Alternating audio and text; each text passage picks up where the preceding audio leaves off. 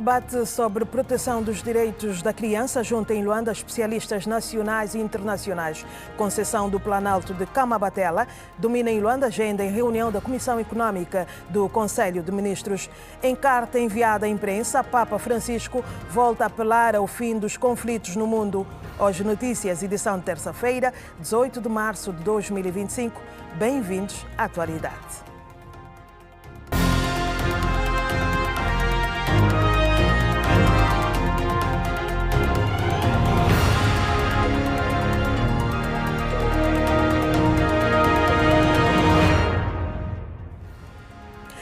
Olá, boa tarde, seja bem-vindo às notícias. Especialistas nacionais e internacionais estão reunidos aqui em Luanda para debater a valorização dos direitos da criança e o combate aos abusos no âmbito da consolidação do Estado de Direito e fortalecimento das garantias jurídicas para os menores. O encontro acontece no âmbito das terceiras jornadas técnico-científicas do curso de Direito.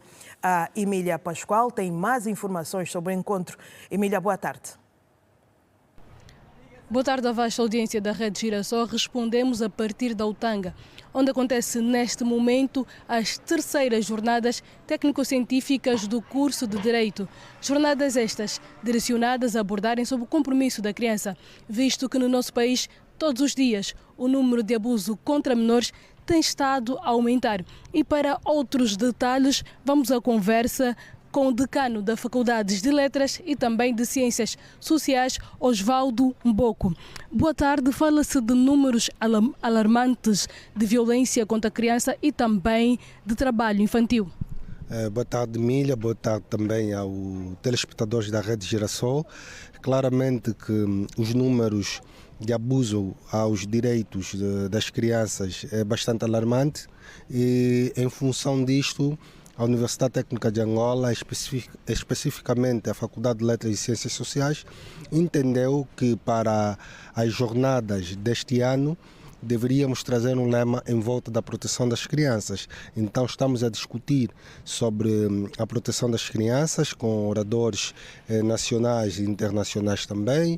Temos uma série de atividades reservadas para o dia de hoje, desde as discussões em painéis, desde a simulação de tribunal sobre um caso em volta de abuso de direito das crianças, assim como teremos no dia da manhã um momento de homenagens aos primeiros professores e também aos primeiros estudantes de direito da Universidade Técnica de Angola.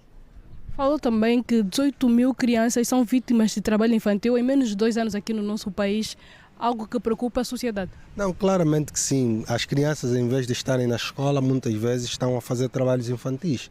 Isto é visível, basta sairmos pelas ruas da cidade de Luanda e vamos ver um número grande de crianças a deambularem pela cidade, desde miúdos que estão a engraxar sapatos, desde miúdos que estão a zungar e desde crianças pedintes nas ruas também, que põem em causa aquilo que são o direito das crianças, porque esses abusos interrompem o futuro, comprometem o futuro da criança, violam o direito das crianças. Então, é desta forma que a Universidade Técnica de Angola, enquanto uma instituição de ensino, trouxe à ribalta esse tema para discussão sobre vários assuntos que são de interesse nacional, e proteger a criança é proteger o futuro de Angola.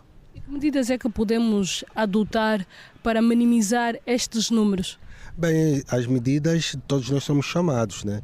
Desde as medidas pedagógicas, de socialização aos pais de muitas crianças, desde as medidas punitivas, que são as judiciais, e também aqui o apelo que todos nós angolanos somos atores centrais no meio da proteção dos direitos das crianças e muitas vezes denunciando maus tratos que uma criança pode estar a viver.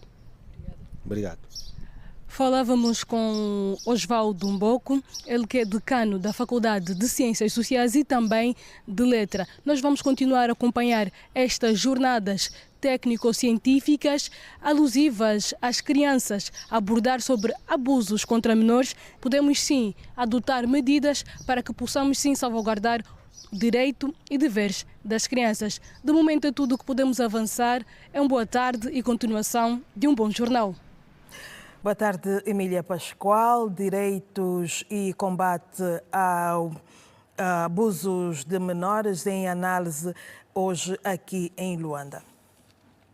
O tráfico de menores de idade fez mais uma vítima e desta vez mais uma prisão. Trata-se de uma cidadã angolana que foi detida no aeroporto de Lisboa pela Polícia Judiciária Portuguesa. Ela fazia-se acompanhar por um menor de 15 anos de idade e usava documentos falsos. Não foi o seu primeiro crime desta natureza, segundo as autoridades portuguesas. A embaixada angolana foi notificada, mas a suspeita não será deportada por ter escolhido ser julgada, segundo a lei portuguesa, a sua outra nacionalidade. A Unidade Nacional contra o Terrorismo da Polícia Judiciária Portuguesa deteve em flagrante delito uma cidadã luso-angolana que se dedicava há vários anos ao transporte e colocação no espaço europeu de dezenas de menores angolanos, usando para isso diversos tipos de documentação falsa, segundo uma nota publicada no site da Polícia Judiciária. Contactada pela Rede Girassol, a Embaixada de Angola em Portugal confirma ter sido notificada pelas autoridades lusas, mas diz também que não entrou em contacto com a suposta traficante, por esta ter optado pela tramitação do seu processo sob jurisdição portuguesa, por ser possuidora de dupla nacionalidade. A Embaixada diz ainda que, ao prescindir da nacionalidade angolana no caso, a suspeita pretende evitar a transferência do processo e deportação para Angola. Ainda não é pública a identificação e nem o paradeiro exato do menor, sabendo-se apenas que, após apuramento da verdadeira identidade da criança, esta foi encaminhada para uma instituição de apoio a menores vítimas de tráfico de pessoas. Refere ainda a Judiciária Portuguesa que a investigação foi iniciada no passado 11 de março, através da comunicação ao Serviço de Prevenção da Unidade Nacional contra o Terrorismo, que de imediato se deslocou ao aeroporto de Lisboa. A suspeita, de 40 anos, viajou para Portugal num voo com origem em Angola e pretendia fazer entrar no espaço Schengen o menor angolano de 15 anos. O menor é identificado com um título único de viagem português, o qual, após a sua entrada no país, lhe possibilitaria a obtenção de documentos portugueses e assim circular livremente no espaço Schengen. A suspeita terá recebido por cada menor transportado cerca de $4.000, suspeitando-se que tenha realizado dezenas de viagens nos últimos anos. Fazia desta atividade o seu modo de vida, com a obtenção de elevados lucros financeiros. A investigação, dizem as autoridades portuguesas, prosseguirá no sentido de determinar que outros menores foram traficados por esta mulher, localização do seu paradeiro e eventual detenção de outras pessoas que terão colaborado. Em Bengala, a gravidez precoce, o índice elevado de natalidade e a violência doméstica são as maiores preocupações que as mulheres do município de Caimbambo enfrentam, de acordo com a administradora municipal, que discursou no primeiro Fórum Municipal da Mulher para a Mulher.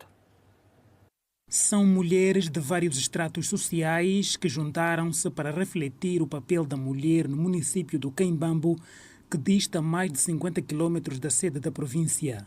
No centro, foram refletidos vários assuntos sobre o contexto atual das mulheres no município. Nós, neste primeiro fórum, tivemos a participação de mulheres vindas de outros municípios aqui da nossa região, como é o caso do Catengue, da Canhamela, do Cubal, da Ganda e do Xongoroi, para que pudéssemos falar a mesma língua.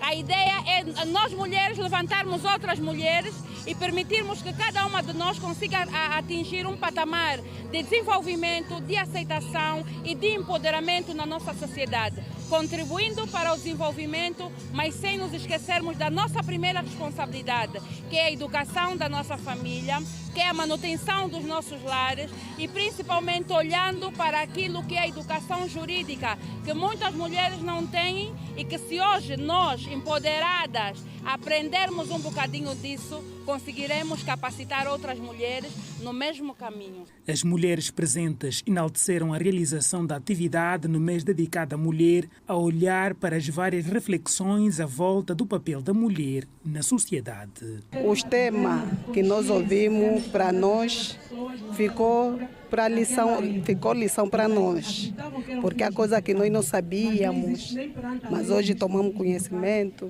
Esse mês de março, mulher, é para nós mulheres fazermos esforço. Muita coisa ouvimos com relação para nós mulheres, para aquelas que têm maridos, para aquelas que são mães de filhos, como é que têm preparado, como é que têm acompanhado as crianças na escola, os seus maridos no lar, é muita coisa.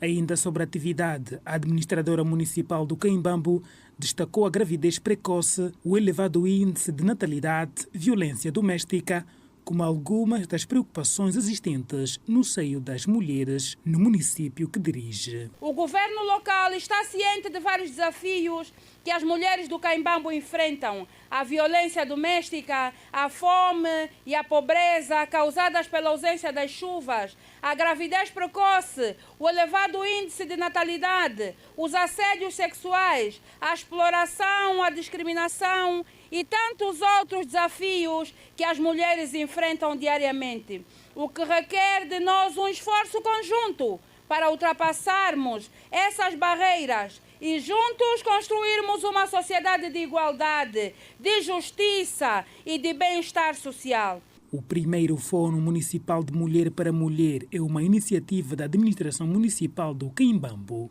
província de Benguela. A Comissão Econômica do Conselho de Ministros está reunida aqui em Luanda na sua segunda sessão ordinária sob orientação do Presidente da República, João Lourenço. A agenda do encontro é dominada pela análise do relatório da programação financeira do último trimestre de 2024 e a concessão do Planalto de Camabatela. Mais detalhes com Alberto Capitão, que está destacado no Palácio da Cidade Alta. Capitão, boa tarde, é consigo.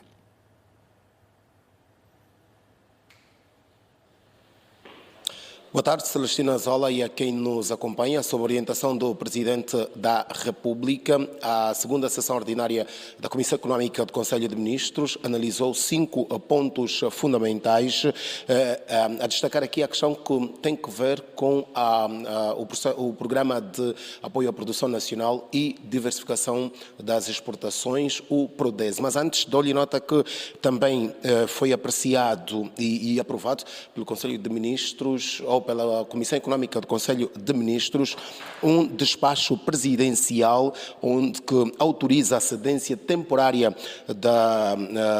à Cooperativa Pecuária do Planalto de Camabatela, que terá agora a missão de fazer funcionar efetivamente este projeto com a sua efetivação, olhando para leilões e também a sua funcionalidade como tal. A ideia do Executivo é que esta concessão é necessária para que se tornem efetivamente funcionais as referidas infraestruturas, rentabilizando-as de modo a incentivar os produtores pecuários para que sejam geradores de empregos. Num outro domínio, já que olhando para o Ministério da Indústria e Comércio, o Executivo, nesta reunião orientada pelo Presidente da República, fez um balanço do PRODES, onde olhou para os empregos que foram criados entre 2019 e 2024, estamos a falar de mais de 100 mil empregos, sendo que 49.489 foram criados só em 2024. É também um projeto que permitiu o aumento da produção de bebidas, com a cerveja a chegar aos 35% em termos de aumento da sua produção, depois os refrigerantes a rondar os 27%, de acordo com os números do Ministério da Indústria e Comércio. Um outro ponto analisado foram os documentos do Ministério do Planeamento, a realçar aqui o programa a análise macroeconómica de 2024, no momento que serviu para análise daquilo que foi o aumento dos setores que registraram, digamos que, um ligeiro aumento em termos de produção, e falou-se também do aumento da dívida pública, de acordo com os números apresentados há instantes pelo Secretário de Estado para o Planeamento, Luís Epalanga, que vamos dar-lhe agora a ver e ouvir. Em função deste desempenho registrado no quarto trimestre, nós estimamos os dados preliminares referentes ao ano 2024. em relação aos quais nós constatamos um crescimento de cerca de 4,4% em 2024 do PIB, que terá sido influenciado pelo crescimento de 2,9% do setor petrolífero, incluindo o gás, e cerca de 5,15% do setor não petrolífero.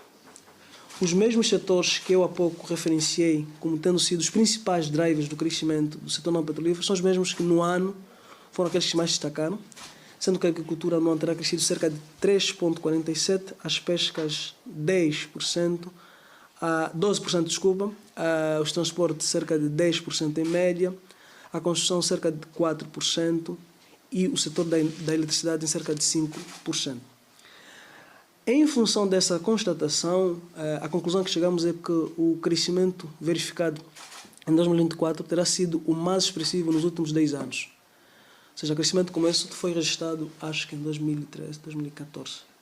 Este é o memorando sobre a evolução do Produto Interno Bruto. Em relação à programação macroeconômica executiva, damos nota que é um documento que visa compatibilizar as políticas econômicas e os objetivos de política econômica social com os objetivos macroeconômicos. A dívida pública, o registro que nós temos é que ela terá crescido 2%, passando de 53 mil milhões em 2023, bilhões diríamos, para 54 bilhões, isso entre 23 a 24. Naturalmente que hoje ela terá evoluído, mas não está muito distante destes valores. Portanto, diríamos que o teto são 54 bilhões de kwanzas. Quando eu falava do crescimento entre 23 a 24 no âmbito da programação. Ainda relativamente à programação macroeconômica do quarto trimestre de 2024, o Executivo recomendou que se acelerem as reformas estruturais em curso para apoiar o processo de diversificação da atividade econômica, tendo como fim último a elevação dos níveis de segurança alimentar e nutricional, já que é este um dos grandes desafios do atual governo. Já no domínio da programação macroeconômica executiva para 2025, o Executivo entende que este é um instrumento que visa assegurar e propor medidas para a promoção de uma articulação e compatibilização entre os objetivos de política económica e social e as medidas de gestão macroeconómica, assim como avaliar o desempenho das variáveis macroeconómicas em 2024 e antecipar o desempenho macroeconómico nacional neste ano de 2025. Esta reunião, como já aqui fizemos menção, foi orientada pelo Presidente da República, daí que vamos levar outros detalhes até a nossa audiência nos próximos espaços de informação da Rede Girassol. Boa tarde. Boa tarde, Alberto Capitão, e obrigada por essas informações. Por um período de 3 anos, o grupo empresarial vietnamita Xuan Tien vai explorar parte da bacia do Okavango, que compreende as províncias do Mochico, Cunene, Quando e Cubango. Um memorando de entendimento foi assinado nesta segunda-feira entre a Agência Nacional de Petróleo e Gás e Biocombustíveis e a empresa vietnamita que atua no setor dos petróleos. O acordo está estabelecido na ordem dos 300 milhões de dólares para a exploração de 2.500 quilómetros de área sísmica na região do Okavango. De acordo com o presidente do Conselho da Administração da Agência Nacional de Petróleo, Gás e Biocombustíveis, Paulino Jerônimo, o acordo traz benefícios econômicos para Angola, com a geração de mais de 2.000 postos de trabalho. O trabalho, como é natural, vai levar empregos para as áreas do interior, para a província do Cunene, para o Quando e para o Cubango. Isso também é importante para nós, já que a realização de 2.000 quilômetros da sísmica pressupõe o emprego de muita gente. Paulino Jerônimo, um dos signatários do acordo, disse ainda que fazem parte das linhas do memorando a salvaguarda dos espaços de conservação. E tenho a informar que esta área de conservação ambiental não está incluída nesse estudo. Está excluída porque é assim que foi acordado com o Ministério do Ambiente, que não tocaríamos na área protegida. Por outro lado, nós ainda temos uma bacia a norte, a bacia do Caçães, que continuamos a fazer a avaliação para trazer mais investidores. Dentro de breve assinaremos um acordo com outro investidor e acreditamos que estamos no bom passo em relação a estas 2 bacias interiores. O Grupo Suen garante a salvaguarda dos espaços protegidos e a geração de emprego com a criação de infraestruturas na zona de exploração. Nós temos um compromisso com a ANPG para citar um volume para construir infraestrutura. Especificamente é para desenvolver a agricultura nas áreas em que nós vamos desenvolver, para criar mais empregos para os povos lá e aumentar a qualidade de vida. Grupo Empresarial Vietnamita Xuan Thien e a Agência Nacional de Petróleo, Gás e Biocombustíveis assinaram nesta segunda-feira um memorando para a exploração de 2.500 quilómetros de área da bacia do Etosha, o Kavango, que abrange as províncias do Mochico, Cunene, Cuando e Cubango. O Instituto Nacional de Segurança Social e o Grupo Carrinho assinaram um acordo de cooperação que visa inserir trabalhadores que atuam no setor da agricultura no Sistema Nacional de Segurança Social. O objetivo é tirar o maior número de agricultores da informalidade. Este acordo vai beneficiar agricultores familiares que são fornecedores do Grupo Carrinho. O objetivo é tirá-los da informalidade. Então, esses que produzem esse produto, esses que originam esse produto, sejam inseridos hoje no programa da Segurança Social. Para que hoje são jovens, estão a trabalhar, são pessoas com energia.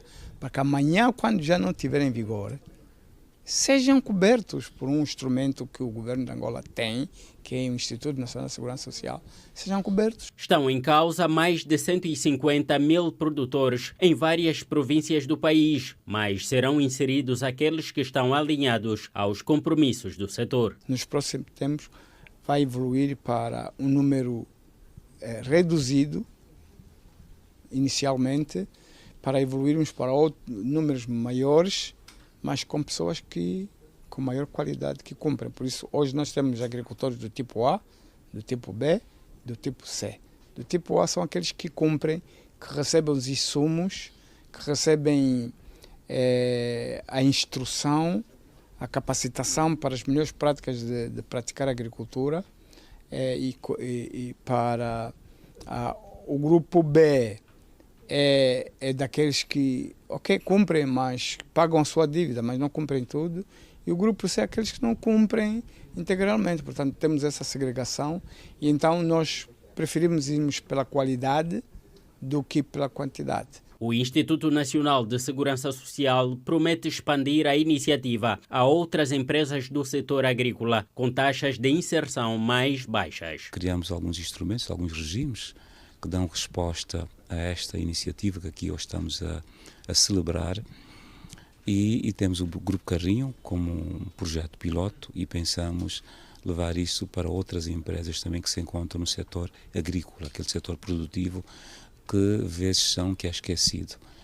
Também com esta ação nós estaremos a formalizar essas pessoas, saem da informalidade para a formalidade, onde poderão pagar as suas obrigações fiscais e também a contribuição para a segurança social. Até ao momento, o Instituto Nacional de Segurança Social tem mais de 3 milhões de trabalhadores inscritos na sua base. Com a entrada destes novos trabalhadores, a instituição pretende chegar aos 4 milhões até 2027.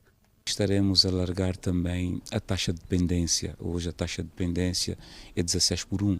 E com a entrada dessas pessoas, está previsto no Programa Nacional de Desenvolvimento, o Programa de Desenvolvimento Nacional, o PDN, o alargamento até 4 milhões de novos trabalhadores à base da segurança social. Portanto, com este passo nós acreditamos que até 2027 iremos superar essas metas e buscar sempre consenso com a sociedade civil.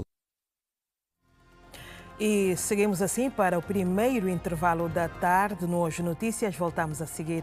Até já.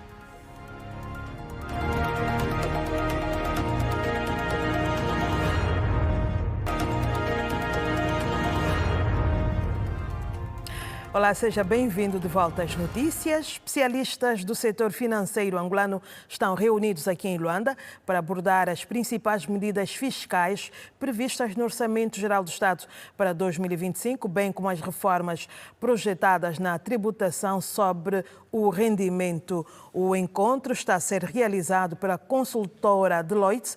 Mais informações com Horácio Bapolo. Horácio, boa tarde.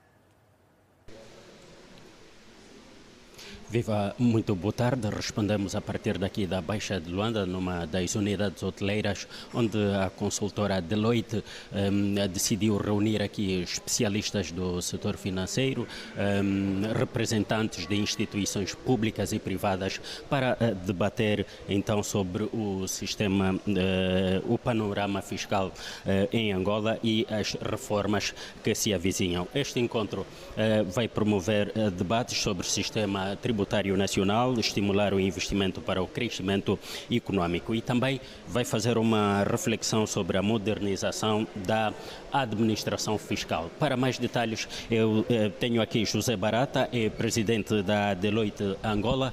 Senhor José, muito boa tarde. Qual é o objetivo deste encontro que a Deloitte está aqui a promover hoje? Muito bom dia. Eu gostaria de agradecer em meu nome e em nome da Deloitte a oportunidade que nos está a ser concedida de podermos aqui apresentar esta conferência fiscal que, como referiu e muito bem, o objetivo é traçar o atual panorama do sistema fiscal e, como vimos, como está a ser debatido, pois há uma alteração a nível da legislação que tende em aproximar a nossa legislação nacional com as melhores práticas internacionais e, portanto, está em consulta pública um conjunto de alterações, quer a nível de tributação das empresas, mas também de particulares. E também todo o esforço que está a ser feito a nível de digitalização, por forma a tornar a relação muito mais transparente entre os contribuintes e o Estado, e não só mais transparente, como mais célere e mais, digamos, mais efetiva. Por que nesta altura debater sobre o setor fiscal? Será por causa dos últimos escândalos financeiros que aconteceram na AGT?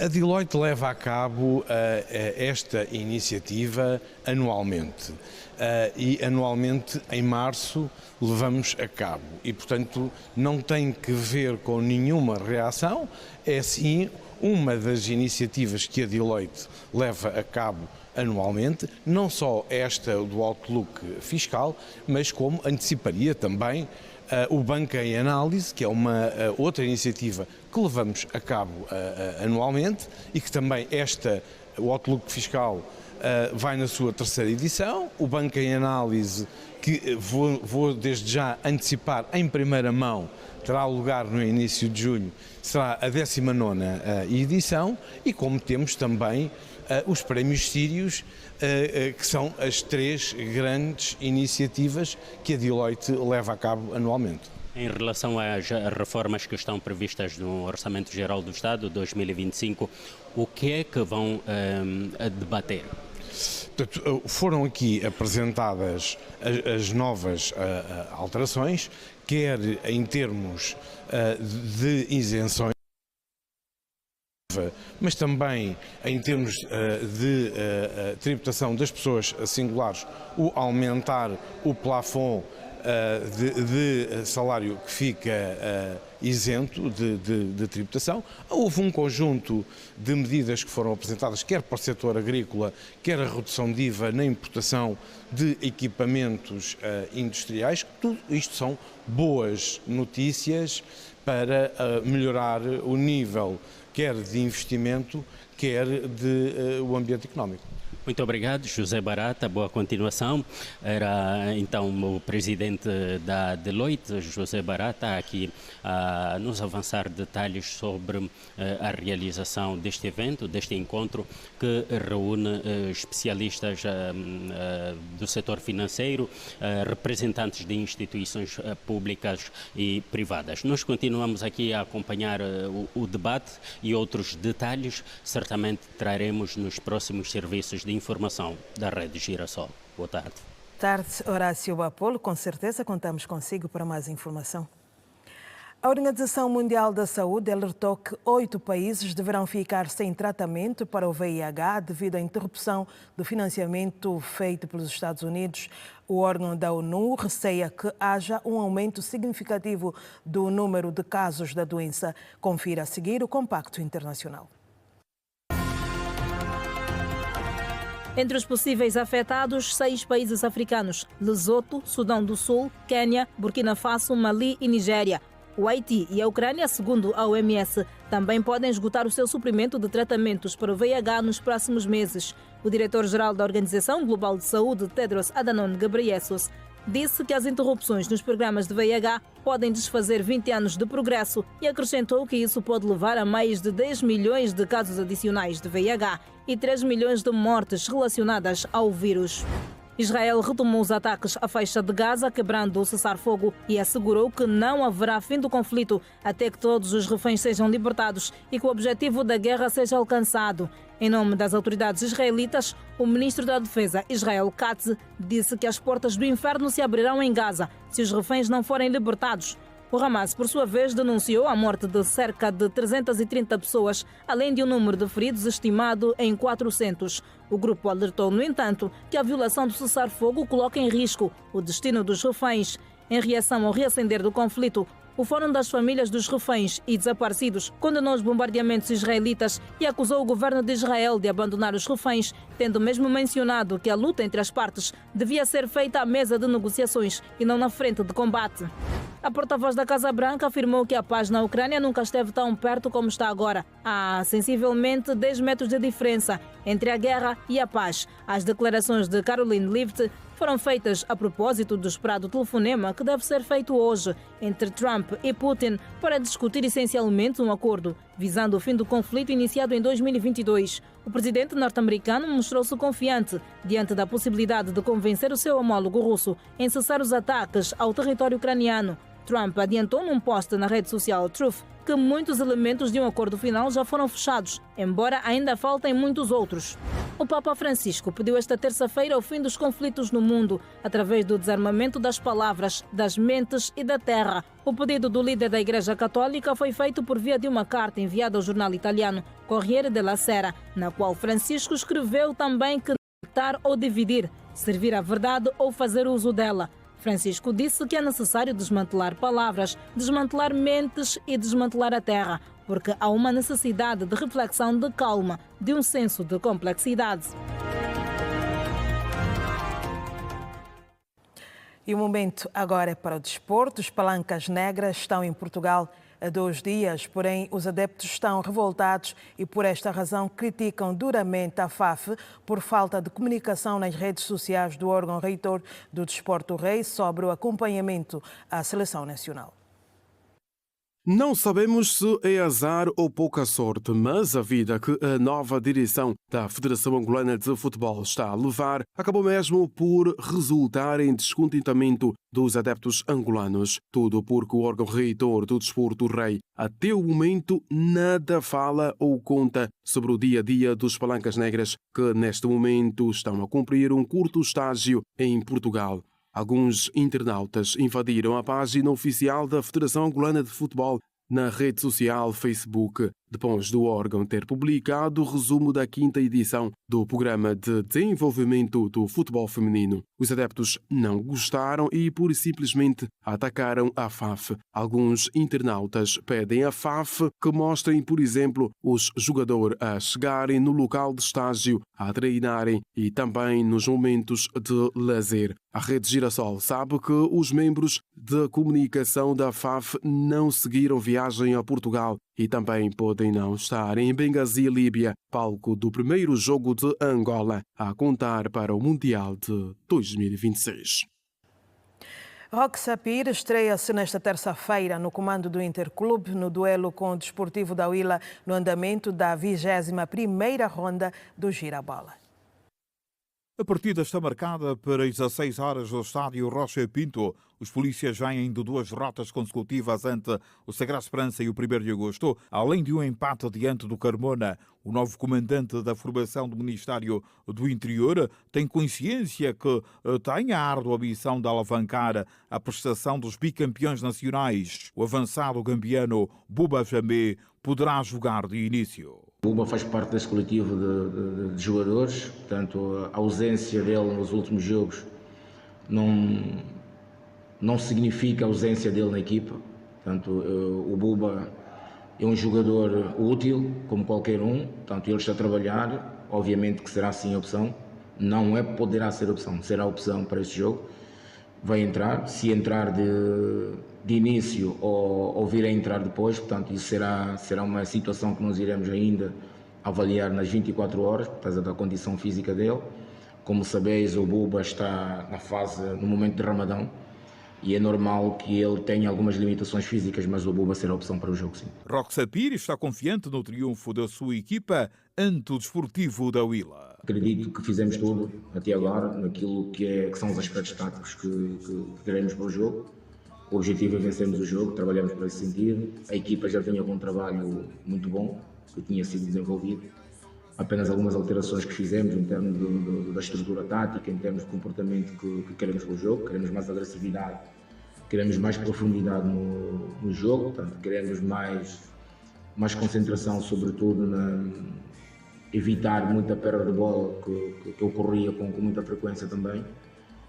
E os jogadores estão dentro daquilo que é a nossa ideia do jogo. Portanto, o objetivo não foge, senão lutarmos pela conquista dos 3 pontos. Na primeira volta, os polícias perderam por 1-0 no Lubango. Nesta altura, o Interclube é 9º colocado do Girabola com 25 pontos.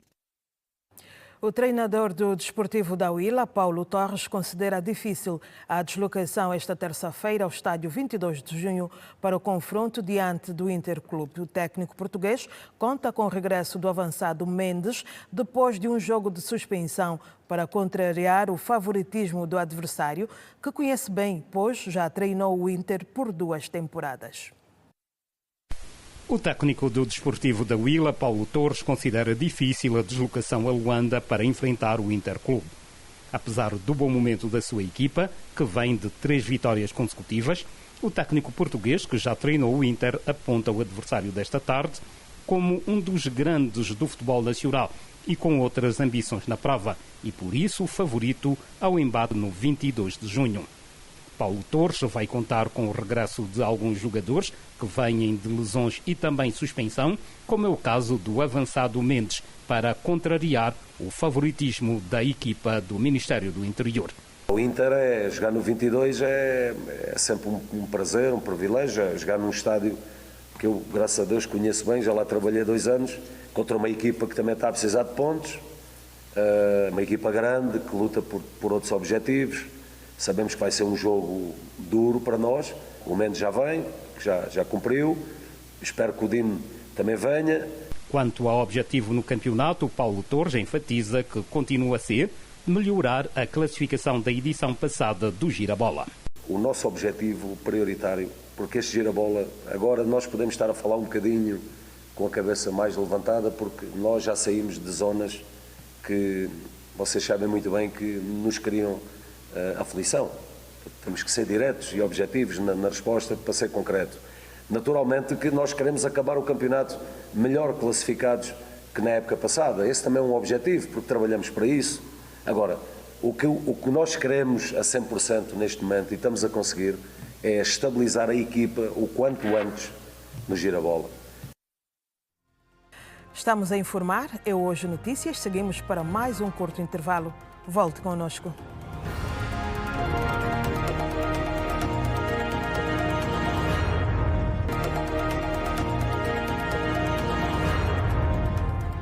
voltamos para a última parte deste jornal. Seja bem-vindo.